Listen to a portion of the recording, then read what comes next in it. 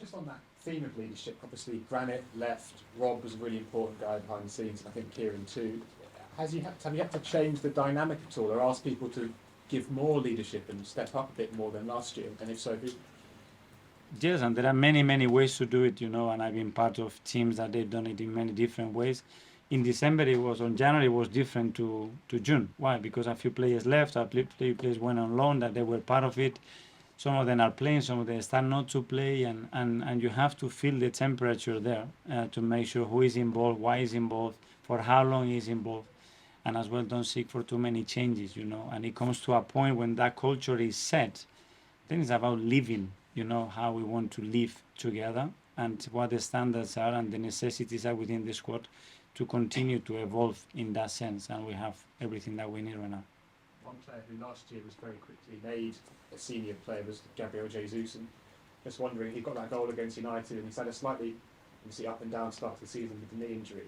How are you seeing him now, and how important is he, and what does he bring there? Well, when you look at the last 6 months of Gabi, or 7 months, and after the long-term injury that he had and the amount of football that he missed, then he came back in pre-season, he started to get the rhythm again, then he had another injury, another surgery. So we have to build him up, he's a tremendous player, a really important player for us. He changed our world last season, you could all see that, and he's going to be a really important player for us. In what way did he change the world for you both? I think he brought a different energy, a different belief, a different threat, a different fear to the opponents, and he did it in a really natural way, and I think he contributed hugely for the step that we had in the season. Markinson? You said in the past about Gabby that he's offering this chaos to the team. Is that something that you like to see when he's sort of forward, just causing mayhem in the box? In certain areas of the pitch, I love it. In certain others of the pitch, I hate it. So it's where you produce that chaos, and he as well, obviously, he attracts a lot of attention and players, the way he plays and creates space for others, and that's a big quality of Gabi.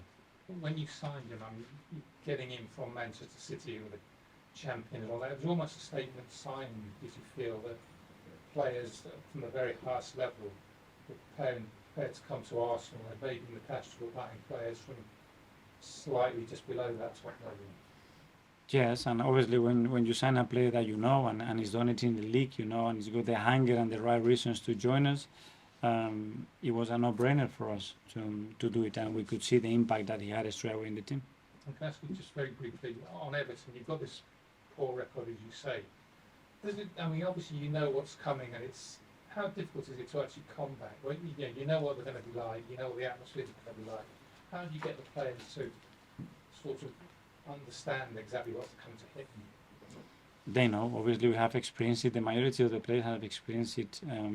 Is the level of focus and attention that you need when you play against a team like that. Like last year when we were in NL, and we had the best period in the game, which that's when we conceded the goal in the set play, and the game changed. And you have to be prepared for that, because in any moment the chain momentum shifts, and that's the challenge that we're going to have on Sunday. Jonathan Times? Eddie went away with England, but didn't get a single minute. Did that please you as a manager? Because he's obviously not injured, or possibly not even tired. Or does it annoy you as well? Because what was the point of taking him if he's not going to play? Well, I think it's a big point to be named in the England national team. I think it's a big point. He was really happy. I was really proud of him. And then, it's Gareth and the coaching staff decision. He's going to have to earn the right to play as well, and that tells you the level that there is there. And when you see the competition that he has in his position, it's welcome to the competition. So he's not disappointed?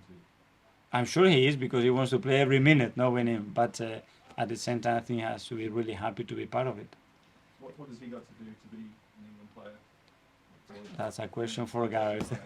I have enough with my job. Is Sam from the Daily Mail? I'm Kat. With Everton, obviously, physicality, it's a point that a lot of people bring up.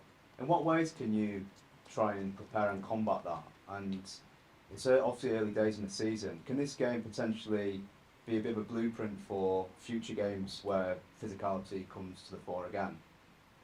Well, there's a lot of games that you play, in that way. But for me, Everton's quality is not physicality, it's what they do. They play really well the game that they play, really, really well. And Sean is extremely well at doing that. And I think just talking about physicality, for me, doesn't reflect the quality as they do, the reason why they do, the intention that they have, how they build sequences and momentum in matches is a lot of work there. So it's much deeper than that, in my opinion. And in terms of timescale on Mohamed Elneny, what's the Yeah. timescale there? And for the season ahead, what kind of role do you think he could play on the pitch for you guys this season? Well, first of all, he's been training with us. You know, he had a little niggle in his hamstring a few weeks ago, and he's back in training now. Obviously, it's been a long-term injury. It's the last stages of that rehab right now, and then it's about building momentum and game time with him. But I always said he's our glue player. He's the one that brings everybody together, sticks everybody together. He's a really important player for me in the squad, and I'm delighted to have him. With Gabriel, because obviously he had 2 potential knocks for Brazil over the international break, do you have to be careful in terms of time management for this game ahead at Everton? Is he fully fit for the game? Yes, we try to always check the players and understand what happened, and we have good contact with the national team. And Gabi had a little issue while he was there. He managed to play the second game, so it's something obviously that for the next sequence of matches we're going to have to be aware of.